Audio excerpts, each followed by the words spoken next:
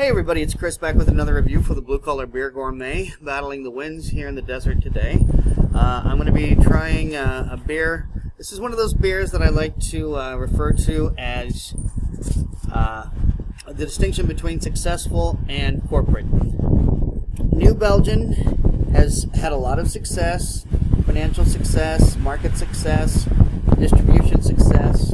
They are, however, still corporate beer makers. Not corporate.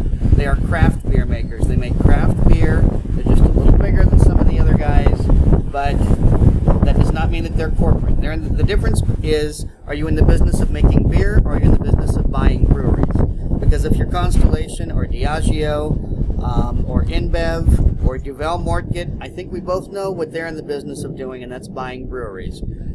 So New Belgium is in the business of making beer. This is the Voodoo Ranger IPA. I'm a little behind the times in being cool on this one. I know I saw this on Instagram about maybe a month ago, so I'm a little behind the wave on that, and I get that. The enjoy by date is, what is it? Let's see, 14th of May. So I'm still ahead of the curve. This just being the middle of April. It has an ABV of 7%, and I don't know much more about this other than bursting with tropical aromas and juicy fruit flavors from Mosaic and Amarillo hops. Golden IPA is perfectly bitter with a refreshing sublime finish. So anyway, it seems as though most of you guys out there on Instagram and Tumblr were really digging on this. And I've, aside from their flagship of Fat Tire, I'm not crazy about Fat Tire, but honestly, everything else from New Belgium I've been pretty happy with. 1554 remains my favorite Schwarz beer. So, as always, I'm going to be using the Pop the Top opener from Taza Designs to open this bad boy. And another shout out to the Creek. Going to be using my Tenaya Creek IPA glass. Just to let you know, Tuesdays, you walk in there, you put down $6, you're going to walk out of there with a glass like this, or there's a few other varieties.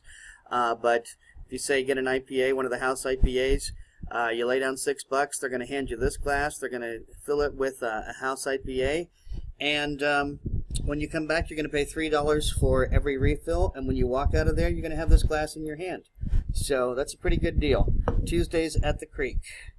So, pop the top opener on this bad boy. And there it goes.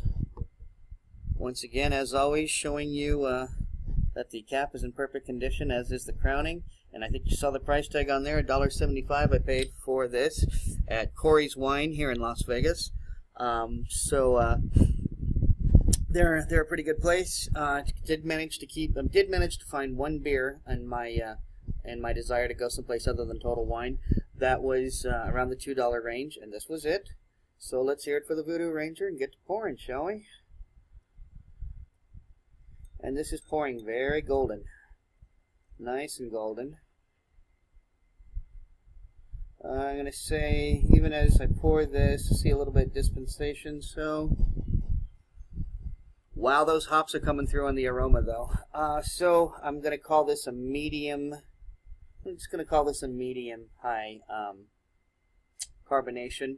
Obviously, we got a nice firm head on there, and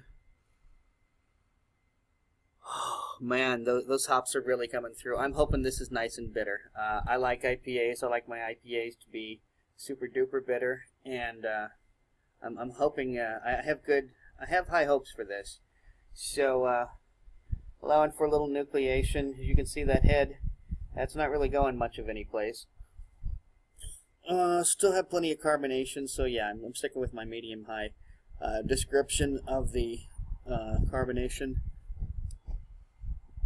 The more this opens up, now I'm starting to smell some of the malt after the hops. The hops is definitely the primary component to the bouquet, but I am getting some malt. I think I smell pale malt, actually. Alright, well, time to stop talking and start drinking. Cheers. Oh, that's nice and bitter. I'm digging that. You know what's funny about this is that it's both bitter and creamy.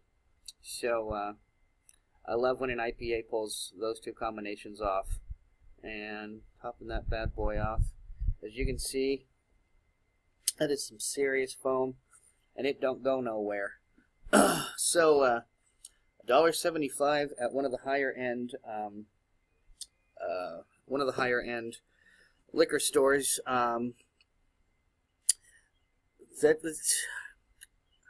to put this exactly? Obviously, this show is dedicated to drinking craft beer on a budget. Unfortunately, that means sometimes going to some of the bigger stores to buy those beers. I like to help out the smaller stores, but unfortunately they can't buy in the volumes that the bigger places can, so they can't offer the same kind of prices. So and I will say this, I'm going to make an effort to get to some of the more local merchants, get some of the beers. I was kind of turned off by Lee's, obviously. Top Shelf and Corey's, the main thing is that they're such higher end beers. I mean, beers that basically start at $10 and work your way up. Which there's nothing wrong with those beers, but that's not what this channel is dedicated to.